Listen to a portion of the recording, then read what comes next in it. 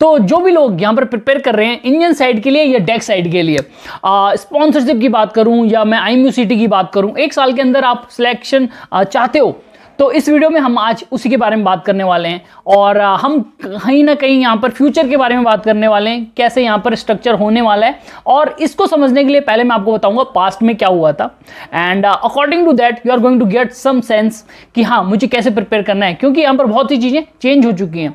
अगर मैं बात करूँ कॉम्पिटिशन, यहाँ पर कंपनीज कितनी आ रही हैं, तो ये थोड़ा सा चीज़ें चेंज हो चुकी हैं, और लक फैक्टर के बारे में भी हम बात करने वाले हैं। तो इस वीडियो को अंत तक देखें और जानिए कैसे यहाँ पर फ्यूचर होने वाला है, कैसे आप स्ट्रेटेजीज प्रिपेयर कर सकते हो जिससे आपका सिलेक्शन आसानी से हो जाए।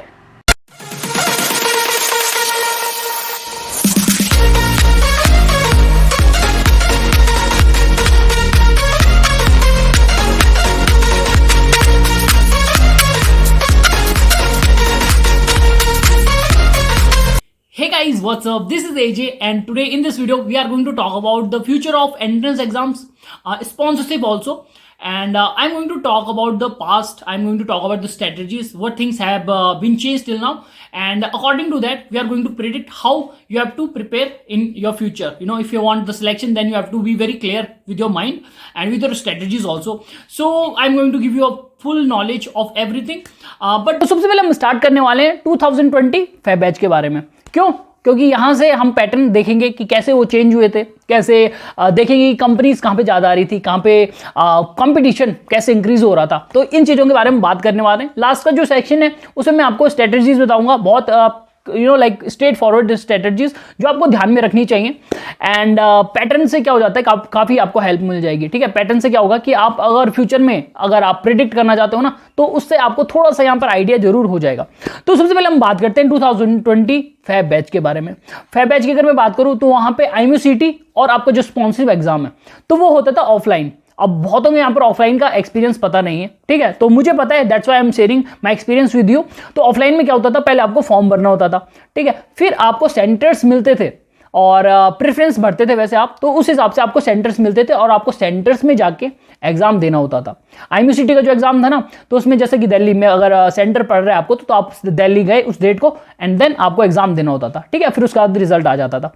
यही आपका स्पॉन्सरशिप एग्जाम में होता था।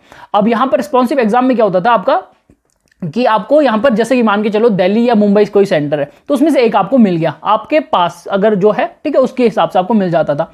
फिर आपको उस दिन जाना होता था, वहाँ आपका sponsorship test, psychometric test and interview होता था। और जैसे ही आप उन तीनों को, एक ही दिन होता था वैसे वो, और जैसे आप उन तीनों को क्लियर कर देते थे तब आपको स्पॉन्सरशिप मिलती थी, देन उसके बाद IMUCT होता था। तो ऐसा कुछ प्रोसीजर था ऑफलाइन एग्जाम में। काफ़ी यहाँ पर अलग एक्सपीरियंस होता है और बहुतों को यहाँ पर एक्सपीरियंस नहीं है, क्योंकि अभी यहाँ पर नॉर्मलाइजेशन और ऑनलाइन जो चल रहा था उसकी वजह से यहाँ पर एक्सपीरियंस थोड़ा सा कम है, बट हाँ ऑफलाइन का चांस है, तो इसलिए मैं आपको बता रहा हूँ कि कैसे ये होता है। फिर हम बात करते हैं कंपनीज के बारे में। तो कंपनीज काफ़ी अच्छी वहाँ पर आती थी और अच्छे से आती थी, टाइम टू टाइम आ जाती थी। अब प्रॉब्लम आजकल क्या चलती है, आपने बहुत देखे होंगे कि इंस्टीट्यूट्स जो होते हैं तो आपको वो होल्ड पे रखते हैं, क्योंकि यहाँ पर कंपनियां नहीं आती हैं। तो पहले वो डिले नहीं होता था जब ऑफलाइन एग्जाम था, बट अब वो डिले होता है, ठीक है। तो ये चीज़ आपको ध्यान रखनी है। साथ ही साथ कंपटीशन जो था अच्छा था, ठीक है, ओके काइंड ऑफ कि ऐसा बहुत ज़्यादा कंपटीशन भी नहीं था और अच्छा ठीक ठाक कंपटीशन था। क्योंकि क्या होता है ना, जब आप ऑफलाइन एग्जाम देने जा रहे हो तो हाँ थोड़ा सा कम रहता है, बट जैसे ही आप ऑनलाइन एग्जाम में आते हो ना, सब सोचते हैं कि हमें घर से ही तो देना है, तो मैं दे देता हूँ ऐसे ही देखने के लिए, तो ये चीज़ रहती है। तो हाँ ऑफलाइन एग्जाम में कॉम्पिटिशन भी सही सा था और आपका जो कंपनीज थे वो भी टाइम टू टाइम आ जाती थी। Now we are going to talk about 2020 August batch. यहाँ पे आपको पता है कोरोना का इफेक्ट स्टार्ट हो चुका था, काफ़ी डेडली उस टाइम पे इफेक्ट था। और इस टाइम पे क्या हुआ था, IMUCT का नॉर्मलाइजेशन स्टार्ट हुआ था। मतलब आपके जो 12th की परसेंटेज है और आपका बोर्ड टाइप है, तो उसके हिसाब से आपको रैंक मिलने वाली थी और ये कुछ नई चीज़ थी, ठीक है, पहले ऐसा नहीं हुआ था। तो ये जब चीज़ हुई तो इसके वजह से जो स्पॉन्सरशिप एग्जाम्स भी थे, ठीक है, आपका जो भी स्पॉन्सरशिप के जो भी प्रोसीजर था तो वो आपका ऑनलाइन हो गया। और ये पहले टाइम था, ठीक है, ऑनलाइन स्टार्टिंग सब ऑनलाइन होने लग गया।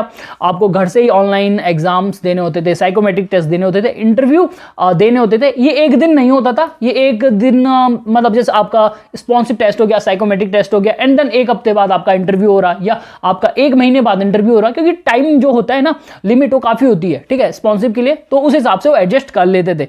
तो यहाँ पर कंपनीज की मैं बात करूँ, कंपनीज भी ठीक ठाक आ जा रही थी। कंपटीशन बढ़ चुका था, क्यों क्यों बढ़ चुका था? क्योंकि यहाँ पर अब घर से देना है तो सबको लगता है कंफर्टेबल बढ़ जाता है, बहुत से ऐसे ही एग्जाम दे भी देते हैं, ठीक है, कि हाँ चलो एक बार ट्राई कर लेते हैं, डजेंट मैटर उनके पास स्पॉन्सिप है या नहीं है। तो ये चीज़ 2020 अगस्त बैच में हुई थी। Now we are going to talk about 2021 Feb batch. यहाँ पे थोड़ा सा और अलग चीज़ें हुई, जैसे कि IMUCT की अगर मैं बात करूँ तो यहाँ पर ऑनलाइन वो कंडक्ट हुआ, ठीक है। ऑनलाइन अगर मैं बात करूं तो आपको घर से एग्जाम देना है और MCQ बेस्ड तो होता ही है, तो ऑनलाइन आपको एग्जाम देना है। स्पॉन्सरशिप की बात करूं वो भी ऑनलाइन था। तो आप एक चीज़ नोटिस करोगे, अगर स्पॉन्सरशिप की मैं बात करता हूँ ऑनलाइन ही अब वो चल रहे हैं, ठीक है। तो स्पॉन्सरशिप ऑनलाइन उस टाइम पे भी था। और कंपनी की मैं बात करूँ तो यहाँ पर थोड़ा कंपनी कम आने लग गई थी, ठीक है। यहां से थोड़ा सा वो स्टार्ट हो गया था कि जो इंस्टीट्यूट से आपको होल्ड में रखना स्टार्ट कर दिए थे कि हाँ अभी आने दो, तब उसके बाद आपको देखते हैं, ठीक है।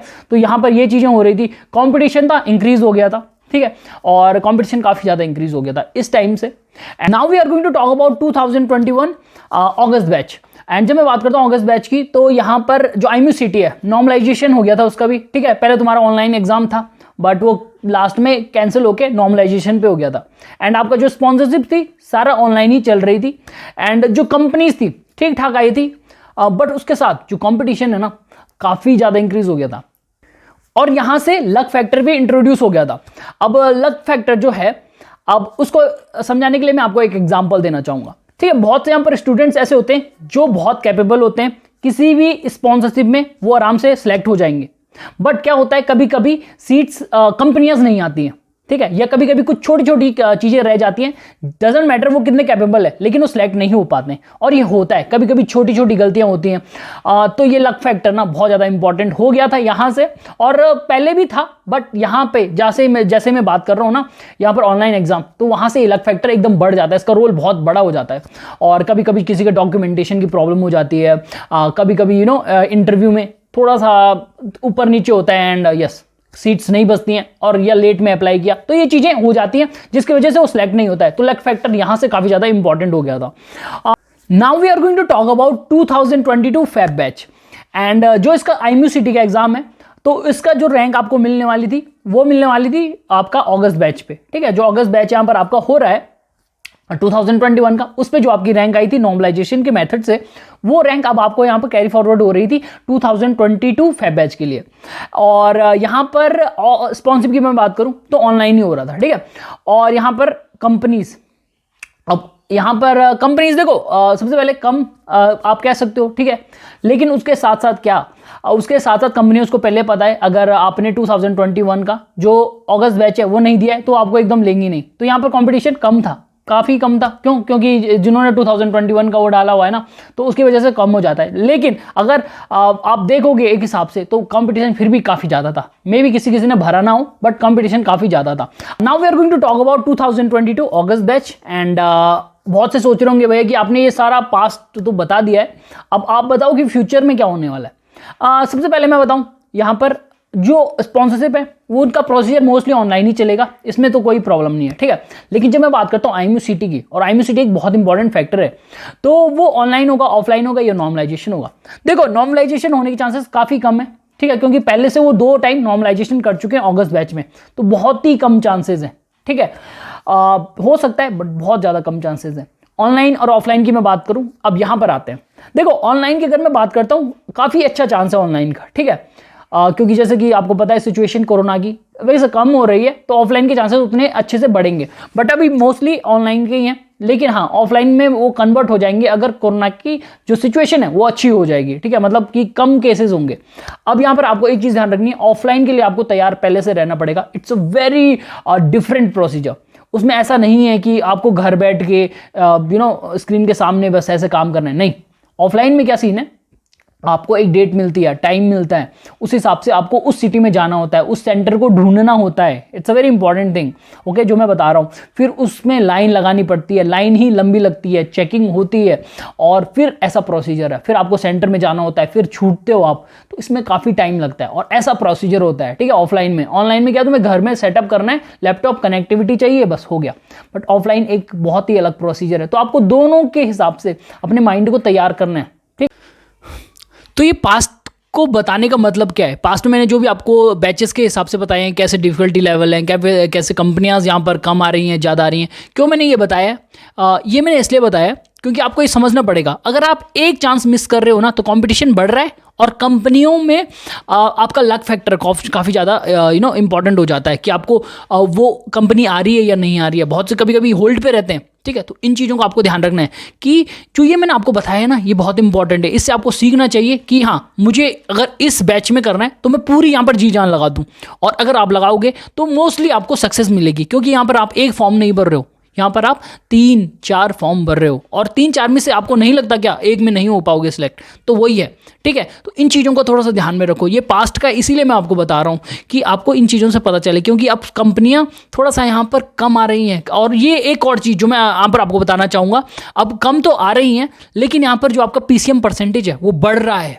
ठीक है। क्या पता अगर आपका अभी वो 70% हो, ठीक है, क्या पता वो अगला 75 हो जाए, तब आप उसके लिए एप्लीकेबल ना हो, ठीक है। तो ये बहुत ज़्यादा इंपॉर्टेंट है कि अभी का जो बैच है इसी में पूरी जी जान लगा दो। अदरवाइज क्या होगा कि तुम रुके रहोगे, तुम सोच रहे हो कि यार चलो एक साल के अंदर मैं कभी भी कर लूँगा, लेकिन उस टाइम तक क्या पता तुम एलिजिबिलिटी किसी के लिए तुम कंपनी में तुम्हारी रहे ही ना, वो 75% हो जाए, और ये काफ़ी जगह हो रही है। तो इस चीज़ का ज़रूर ध्यान रखें। I am going to share some strategy जो आपको अप्लाई करनी है, ठीक है। और बहुत आसानी से आप स्पॉन्सरशिप क्लियर कर सकते हो और IMUCT क्लियर कर सकते हो, और जो मैं बताऊंगा अच्छे से आप नोट कर सकते हो, ठीक है। और अप्लाई जरूर करना, ठीक है। बहुत से यहाँ पर मुझे बहुत टाइम से फॉलो करते हैं तो उन्हें पता है कि हाँ स्ट्रेटेजी कितने काम में रहती है। तो सबसे पहले मैं बात करता हूँ luck factor. It's one of the most important right now. पहले यहाँ पर लक फैक्टर उतना नहीं चलता था जब ऑफलाइन एग्जाम्स होते थे ना, तो कि अगर आप कैपेबल हो तो आप कैपेबल हो, ऐसा वाला सीन है। अब क्या होता है, आपको चांस ही ना मिले, डजेंट मैटर आप कितने कैपेबल हो, चांस ही ना मिले। तो ये बहुत इंपॉर्टेंट हो जाता है कि आप जो ये लक वाला सीन है ना, इसको अच्छे से करो। अब इसको अच्छे से आप कैसे कर सकते हो? सबसे पहले आप ज़्यादा से ज़्यादा फॉर्म भरो। अगर आप ज़्यादा फॉर्म भरते हो तो आपके सिलेक्शन के चांसेस बढ़ जाते हैं, ठीक है। कभी कभी ऐसा होता है कि आप कैपेबल हो और एक जगह आप सिलेक्ट नहीं हो रहे हो, बट जब आप ज़्यादा फॉर्म भरोगे तो आपके सिलेक्ट होने के चांसेस बढ़ जाएंगे, ठीक है। और बहुत अच्छी अच्छी कंपनियां आती हैं। देखो ऐसा नहीं है कि एक ही इंस्टीट्यूट है या एक ही कंपनी है, नहीं, काफ़ी इंस्टीट्यूट आपको ऐसे मिल जाएंगे जहाँ पे आपको अच्छी स्पॉन्सरशिप मिलती है और काफ़ी अच्छी अच्छी कंपनियों से स्पॉन्सरशिप मिलती है। तो सबसे पहले ज़्यादा फॉर्म भरो। दूसरा, स्ट्रैटेजी बनाना स्टार्ट कर दो, ठीक है। स्ट्रैटेजीज आपकी होनी चाहिए कि कैसे मुझे प्रिपेयर करना है। ऐसा नहीं कि हाँ मैं ये पढ़ रहा हूँ किसी ने ये बोल दिया, नहीं, अच्छे से एक वे में, ठीक है, एक मैनेज करो अच्छे से, एक मैनेज्ड वे में आप सब अच्छे से प्रिपेयर करो। ये बहुत ज़्यादा इंपॉर्टेंट है। फिर हार्डवर्क प्लस स्मार्ट वर्क का कॉम्बिनेशन लेके चलो, ठीक है। अगर आप सोच रहे हो कि यार ये चैप्टर हार्ड है तो उसको छोड़ सकते हो, कोई प्रॉब्लम नहीं है, मैंने बताया हुआ है छोड़ सकते हो, ठीक है। उसके साथ साथ ऐसे मेन सिलेबस में फोकस करो जहाँ से क्वेश्चन ज़्यादा आ रहे हैं, जहाँ से ज़्यादा आते हैं, तो वहाँ से आपको काफ़ी ज़्यादा नंबर गेन हो सकते हैं। तो इस हिसाब से हार्डवर्क प्लस स्मार्ट वर्क दोनों को अप्लाई करो। इसके लिए मैंने यहाँ पर सिलेबस पहले से ही बताया हुआ है आपको, पर्टिकुलर आपके सब्जेक्ट्स है उसके ऊपर वीडियोस बनाई हुई हैं। Kindly check these videos, you are going to get a lot of help from these videos, so kindly check these videos, right. And मैं बात करूँ दूसरा पॉइंट है, लक फैक्टर हो गया आपका। बेसिक्स जो है पूरे क्लियर कर लो, 11th-12th के जो आपके बेसिक्स है ना क्लियर कर लो। अब मैं ये नहीं बोलता हूँ कि बहुत डीप से क्वेश्चन पूछता है MUCT में, ऊपर से पूछता है, बट बेसिक क्वेश्चन होते हैं और वो वेराइटीज में होते हैं। और जब वेराइटीज की मैं बात कर रहा हूँ ना, तो आपको अगर पता है तो आप ज़्यादा नंबर ला सकते हो। वो कैसे लाओगे? जब आपके बेसिक्स क्लियर है, आपको पता है कि ये चीज़ यहाँ से, ये यहाँ से, फ्लूइड मैकेनिक्स से ये क्वेश्चन है और मैं यहाँ से ऐसे सॉल्व करूँगा, तो ये जल्दी जल्दी दिमाग में आती है, तो आप जल्दी जल्दी यहाँ पर कर लोगे। लेकिन वहीं पे आपने यहाँ पर आपके बेसिक क्लियर नहीं है, आपने एक ही चैप्टर में बहुत ज़्यादा डूबे हुए हो, तो अगर वहाँ से आ गया तो प्रॉब्लम आपको हो सकती है। तो ये सैम्पल पेपर स्टार्ट करो, बहुत सी चीज़ें, ठीक है। सारी स्ट्रेटेजीज मैंने पहले से शेयर की हुई है, 45 डेज स्ट्रेटेजी मैंने शेयर की है, kindly check that video also. And फिर हम बात करते हैं क्लियर योर बेसिक्स तो हो गया, उसके साथ साथ जो भी आपके यहाँ पर प्रोसीजर्स हैं वो तो आप पहले कंप्लीट कर लो, ठीक है। आपके चाहे वो फीस का प्रोसीजर हो सकता है, आपका मेडिकल प्रोसीजर हो सकता है, आपका डॉक्यूमेंटेशन हो सकता है। तो बहुत से मेरे पास ये भी आते हैं कि भैया मेरे पास पासपोर्ट नहीं है, जब उनका सिलेक्शन हो रहा होता है, ठीक है, या कुछ मेन डॉक्यूमेंट उनका नहीं होता है, किसी में सरनेम नहीं होता है, ऐसे कुछ प्रॉब्लम होती है। तो क्या होता है उसमें कि लास्ट में उनका सिलेक्शन नहीं होता है और वो आगे जो बैच होता है उसके लिए मतलब आगे वो खींच दिए जाते हैं, ठीक है। अब सोचो आप 6 महीने और आपको वेट करना पड़ेगा। तो ये जो भी प्रोसीजर्स हैं सब आप अभी से ही कंप्लीट करना स्टार्ट कर दो। आपके मेडिकल्स हो गए, मेडिकल तो वो कंपनी बताएगी वैसे, ठीक है। तो मैं आपकी जो बोल रहा हूँ, जैसे कि स्टार्टिंग की फीस भी होती है वो भी कर देना, जल्दी जल्दी कर देना, डॉक्यूमेंटेशन कर देना, डॉक्यूमेंटेशन में एक बहुत बढ़िया वीडियो बनाई हुई है, उसको चेक करना। मेडिकल पे एक बहुत अच्छी वीडियो बनाई हुई है, वो चेक कर लेना। फिर जो नेक्स्ट पॉइंट है वो है improve your personality and it's very important for the interview. Interview में क्या होता है कि आजकल क्या हो रहा है, सबसे बड़ी प्रॉब्लम है हमारे पास डिस्ट्रैक्शंस बहुत हैं। आप ग्रुप देखोगे, ग्रुप में क्या होता है कि ये 10 क्वेश्चन पढ़ लो तुम सेलेक्ट हो जाओगे, ऐसा कुछ नहीं होता भाई। तुम्हें मेन चीज क्या होता है, पर्सनल इंटरव्यू जो आपको होता है ना, तो वो बहुत इंपॉर्टेंट होता है। और उसके लिए आपकी जो पर्सनैलिटी है, आप कैसे रिएक्ट कर रहे हो, ठीक है, सिचुएशन दे रहे हैं आपको, आप कैसे रिएक्ट कर रहे हो, तो वो चीजें बहुत इंपॉर्टेंट है। इसके लिए आपको अपनी पर्सनैलिटी इंप्रूव करनी पड़ेगी। You have to be very fluent with English, doesn't matter ऐसा कि एकदम वो अंग्रेज वाली नहीं चाहिए, बट जिसमें आप दूसरे को समझा सको। साथ ही साथ आपको अच्छे से सोचना है, अपना पॉजिटिव इंटेंट दिखाना है, अपना एटीट्यूड एक पॉजिटिव आपका होना चाहिए। ये सारी चीज़ों के लिए आप क्या कर सकते हो, अपनी पर्सनैलिटी जो है अभी से इंप्रूव करना स्टार्ट कर दो। ये काफ़ी ज़्यादा इंपॉर्टेंट है। और जो भी आपके डिस्ट्रैक्शंस है, टेलीग्राम ग्रुप में बोलूं, ठीक है, इनमें आप पढ़ाई की बात करो यार, आप दूसरों की बात मत करो, ठीक है, पढ़ाई की बात करो। तो इन चीज़ों पे आपको मेन फोकस रखना है। जो भी स्ट्रेटजीज मैंने आपको बताई हैं, जैसे कि आपका लैग फैक्टर है, आपका बेसिक्स है, क्लियर करो, ठीक है, आपके डॉक्यूमेंटेशन, मेडिकल्स हो गए, आपके personality development, it's very important, ठीक है, जो मैंने बताया है। और डिस्ट्रैक्शन जो भी है तो इनसे थोड़ा तो दूर रहो। और यही है, देखो पास्ट जो मैंने आपको बताया, ये मैंने इसलिए बताया क्योंकि देखो चीज़ें बदल रही हैं। Now the competition has increased और नंबर ऑफ एप्लीकेंट्स पहले कैसे हो रहे थे, कम आते थे, बट अब देखो एकदम बढ़ जाते हैं। और यही है, ठीक है। और अगर आप यहाँ पर एक टाइम मिस करते हो तो आपको ये भी सोचना है कि आप 6 महीने मिस कर रहे हो। और 6 महीने अगर आप मिस कर रहे हो, फिर उसके बाद सोचो कितना प्रेशर आ जाता है। उनसे पूछो जिनका 1 साल में नहीं हुआ है, जो अब 1.5 साल से कर रहे हैं प्रिपरेशन, या 2 साल से प्रिपरेशन कर रहे हैं, जिनकी एज के लास्ट में वो हैं, तो उनसे पूछो, प्रेशर हो जाता है। तो ये जो चीज़ें मैंने बताई हैं काफ़ी शॉर्ट एंड सिंपल हैं। इनको अगर आप अप्लाई करते हो, आई बिलीव दैट कि आपका आराम से यहाँ पर सिलेक्शन हो जाएगा।